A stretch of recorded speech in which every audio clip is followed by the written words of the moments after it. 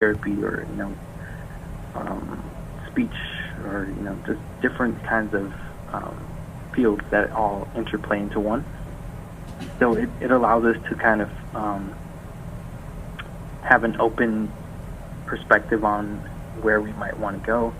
If we find some kind of, it's always open. You can always bridge to another place. All you need is kind of a certificate in wound management or a certificate in some other kind of field, and that'll help you obtain a job in a different area. Gotcha. So just so I understand correctly, can you kind of take me through the process of before coming to SSC, kind of what you did and how you got to where you are today? I know we kind of talked about it a little bit, but just so I can have it like concise, if that makes sense. So I kind of know what happened when, like in your life. So just like after high school, kind of what you were doing and kind of how you got to where you are today. Yeah. So after high school, I was, cramming to find different colleges to apply to, and looking at the kind of financially what would I have to pay and what the responsibilities that I would have to owe money to certain institutions. And I came across South Suburban, which was one of the cheapest, inexpensive, if you want to say, institutions. And they also offered me a position as a student worker. So that's where I began working at South Suburban. I also received the Board of Trustees scholarship for my grades, so that helped me pay for my tuition, as well as my student work. And I started classes for my prerequisites for nursing school. And somewhere in the midst of that, I was promoted to become a junior recruiter, where I also learned that there was a different prerequisite for the nursing program. So I got my CNA license, and I worked as a CNA for a certain amount of time until I became certified. And then I went back to school, got accepted into the nursing program in this past spring. So I'm almost done with my associates in science. It's need 3 more electives, and I'm starting my associates in nursing. Gotcha. And then you said after SSC, you're planning to graduate with your degree in nursing from SSC in 2020, and then you're going to take part in the Bridge, the dual degree program between SSC and GSU to go for your bachelor's in science, correct? That's correct. And your master's as well. Yeah, and then at some point when I gained the experience, because certain programs require like acute care, like certain areas that I have to work in before I can actually apply to a master's program. Gotcha. Okay, yeah, that's awesome. I just wanted to make sure I had everything correct, because I was like, wow, you've done a lot here. And then you also said that you were a part of the EMT program. Yeah, so that was a little before high school. So that was about 2015, 2016. So I took a few classes with the dual degree program, the dual credit program here, the step-up program that's part of the TF North and TF South cooperative link. And so once I took those 2 classes, then I took the EMT licensing class. And then I took my exam recently in 2017. And I was 1 point away. I had a 69, and you need a 70 to become licensed. Oh, okay, wow. So then you were receiving college credit then while going through high school through the EMT program here. Yes. So I had my credits from the EMT program, but I also had 2 classes that I already had under my belt before I actually applied to South Suburban to take a full load of classes, yes. Cool. And then did you actually have to pay for those classes while you were in high school? No, actually the school, Don Manning, the president at the time, as well as the school paid for a certain amount. So I was only responsible for the fees that were part of the program, which weren't too much. Yeah. Yeah, that's awesome. So you were able to not only receive a little bit of college credit, but also not need to worry about kind of like racking up some debt from those classes. Yeah. So at this point, I have absolutely no debt, but I'm 2 years into 2. I basically have 1 degree already, And then my second degree I'm still working on. But I'm 2 years into school with absolutely no debt. So it's a really good feeling because all of my friends are at four-year institutions and they're still paying debt, like their debt off, like they have loans. Yeah, that's awesome. So, and the main way that you kind of have been able to keep that down is through having the Board of Trustees scholarship in addition to working while attending classes. Is that correct? that's right. Due to the work-study program that I had and also the Board of Trustees scholarship, and now that I'm a part-time worker here at the college, those are three of the main things.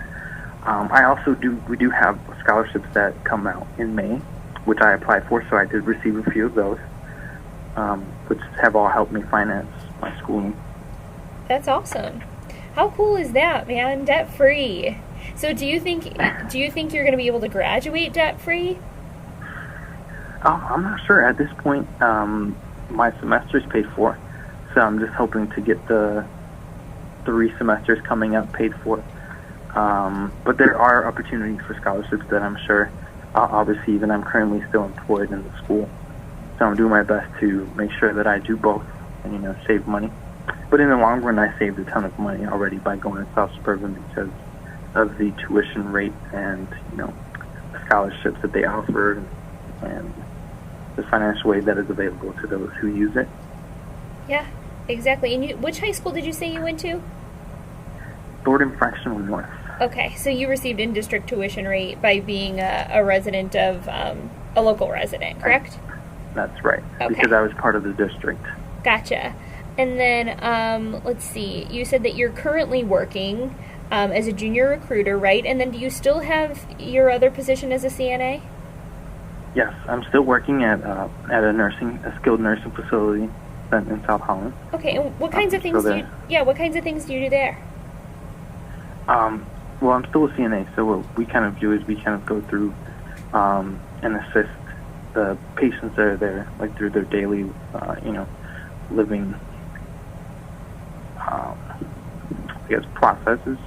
So like showering, bathing, cleaning, eating, things of that nature. So we just help them go through daily living. What a regular day would be, kind of like taking care of them. Gotcha. For the shift that we have. Yeah. And then how long have you been there? I am going to have 6 months 7 months in October. Cool. And then what is it about the medical field that you're so passionate about? I know that you're still studying in the nursing program, but is there something about the medical field that you're specifically passionate about? If so, can you tell me about that? Yeah, one of my biggest fears is not being able to do anything when it comes down to, an emergency. So I've always been able to help people, if there's a crash or something. The ability to have the skills to potentially save a life is what's, most intriguing to me. That's why I'm seeking a degree in nursing, because nurses have the ability and the capacity to save a life. Mm-hmm. So I think that's really important, and I think that's one of many skills that I'd like to acquire. Not only to save a life within my family, but just to be able to save a person's life would be something that I really look forward to. Awesome. And have you been able to do a little bit of that yet? If so, do you have any stories that you can tell me? Just by being a CNA? There was a few times where I've had patients that are, injured or that I've been able to save from injury, but I've never had the chance to give CPR. I did have it once, but it was on a dead patient already, so the patient misfortunately did not survive. It was a little too late for that, for the CPR. Yeah. But we still, we still gave it to him. But there hasn't been an instance yet, so I'm hoping that with South Suburban's help, I can graduate with my degree in nursing and pursue all of the skills required to save a person's life, so then I can further find a job. And then when I do get the opportunity, I'll make sure that I remember, everything I learned from this institution to kind of help me save that person's life. Awesome. And then what is your favorite thing about SSC's nursing program specifically that you've kind of gone through so far? Well, you know what? I really, really like that our mentors are there for us, even like virtually. They have virtual hours. They're really open to what we have to say, and they kind of gauge the program to a learning experience. So when it's like trial and error. So if we fail, we're not reprimanded for it. We're actually sent back to practice. Instead of being, completely removed from the program, we're allowed to practice our skills. And the people that help us practice are always very tentative and, very lend a close ear to what we have to say so that we can become proficient in the skills that we need. So I think that's really awesome, the fact that there's people at South Suburban who have a lot of experience, but they don't let the experience that they have get to them when it comes to helping someone who has little to no experience. Gotcha. That was a good answer. And then, do you find one of the things that you mentioned is earlier is it's a field for men. They're looking for more men to join this field. Do you find nursing to be a welcoming field for men so far? If so, can you tell me about that? It is. So this nursing is a female-dominated field. There's not a lot of traditional, male nurses that are out there. Mm-hmm. It's very uncommon to find someone that's a male nurse, but when there is, it seems to be that they have a less difficulty finding a job than in the case of a woman who would be a nurse would. Huh. Simply because of like the growing obesity that we have in our country. Mm-hmm. So there's a higher, not to say that women aren't physically sound enough or fit enough to lift a person, but it's a lot easier for men to help. So they always require men. And then most of the times, a lot of men feel more comfortable having a male nurse being there with them because, just like women prefer a woman, they have a lot more in common insight into their problems. Yeah. The same thing with men. Yeah. No, that makes perfect sense to me. Yeah. Why do you think men don't really look into choosing a career in nursing? I think there's a huge stigma in the same way that I guess you can say that building and construction isn't for women. I guess there's a huge stigma that that men shouldn't be nurses, that nursing, nurturing, everything that has to do with nursing is kind of related to a mother and how they nurture their young in the sense that, they're helping them grow and care for them. That's not traditionally and in our society a role that men tend to play. Mm-hmm. So I think that's why there's a huge stigma there. But even people like me, there's at least 5 other males in our nursing program currently, and they're all excellent. So I think that, this might be like that generation that breaks the gap between male and female nurses. That's awesome, bridging that gap. Yeah. And then are you a part of Phi Theta Kappa or any clubs or organizations or sports teams at SSC? If so, can you tell me about that experience? Yes, I'm part of the honors program, and I'm also part of the Phi Theta Kappa society. So they're both, prestigious societies within our institution that help us kind of connect with other people, and they give us a little bit more of, I want to say, an advantage, because we also have an honors lounge where we can do homework, and we're interconnected with the faculty, so we have a lot more information that goes through us. We have meetings, and we have events like fundraisers, and we help other societies and other communities, other people within our school and like societies that we have within the school, like associations and such. Gotcha. And so the honors program also allows us to take a class, and it covers tuition for it. There's honors classes per se. And these classes are held specifically for honors students and people who are in the honors program. So that was one of the things that I appreciated a lot from the honors program and I took advantage of while I was still here. Gotcha. And then are there any personal obligations or hoops you're jumping through while attending SSC? I know that you said that you're working 2 jobs right now, so that's one of the things that we talked about. Some of the other examples I have on here are taking care of kids. Is there a disability you're overcoming? One of the recent people that I spoke with, she said she's a dreamer. So these are some examples of some of the other things that you're kind of jumping through, and how SSC is kind of helping you jump through those hurdles. Yeah, so I'm also a dreamer, and I'm also part of that group of students who are undocumented, and they're pursuing, their education furtherly. I mean, there's a few things that I have to go through, like working 2 jobs and making sure that I have time between the 2 jobs and nursing school. Nursing clinicals, I have to make sure that I have, time management skills and things like that to help me gauge, kind of go from place to place.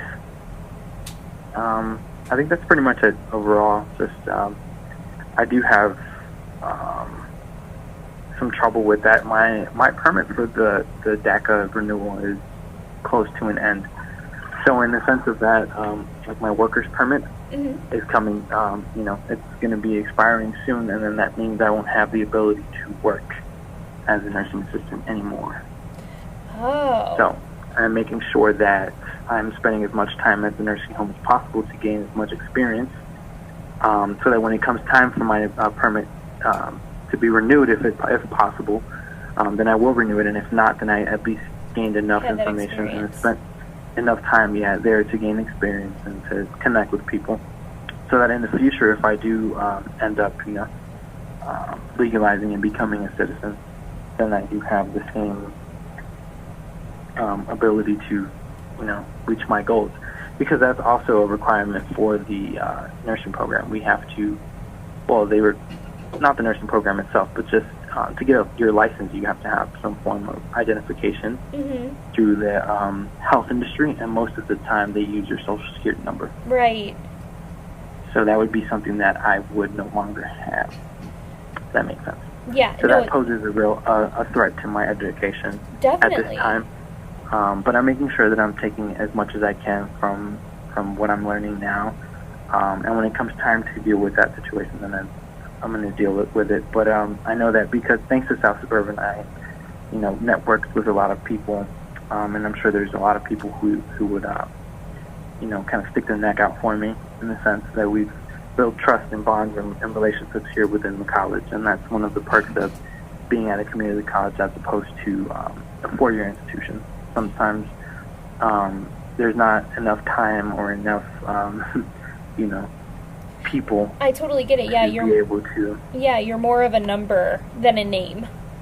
Yeah, so I would give the example to my students that sometimes and we have lecture halls as well as 4-year institutions.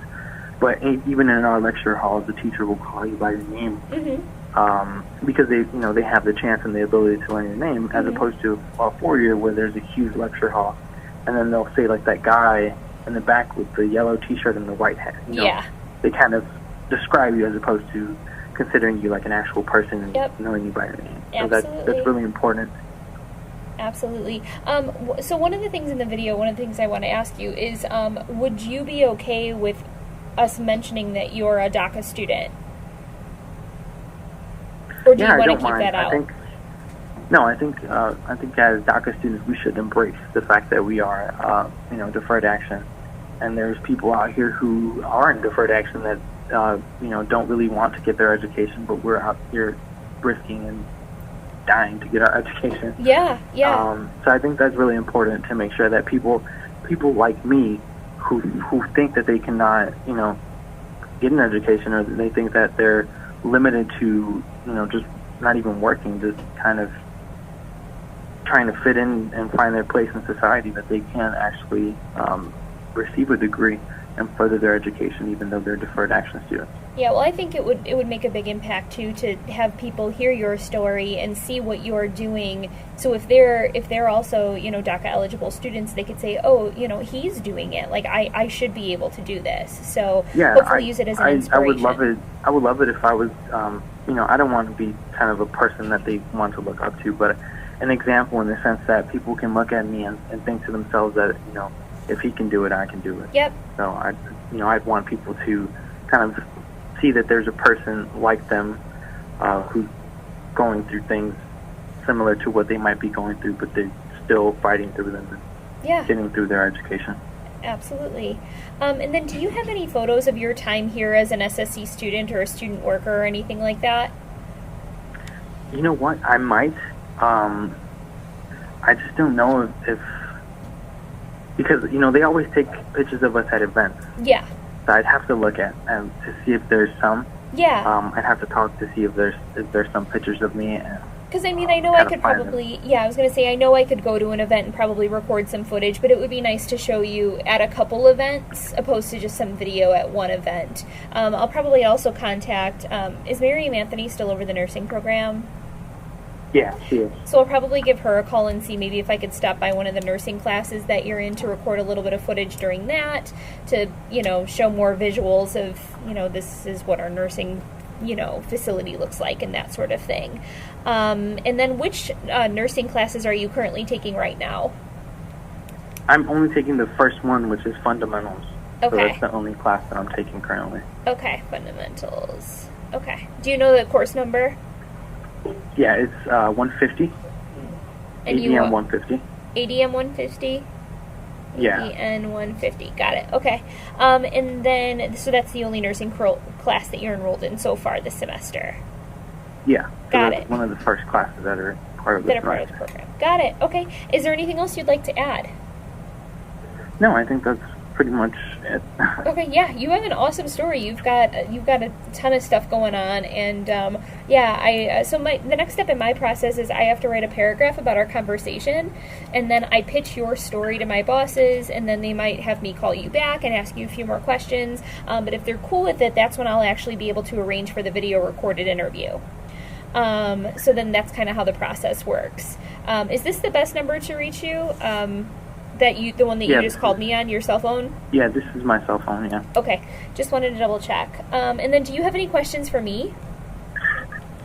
Not at the moment. Maybe once things the get whole rolling. video thing of it, yeah. Okay. And I might have some questions. Absolutely, yeah. Sounds great. You can feel free to call me anytime. You have my extension, or you could stop by and see me.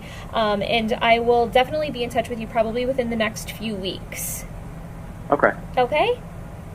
All right. Thank you so much. All right. Thank you so much, Ramon. Have a good day. Bye. All right. Bye.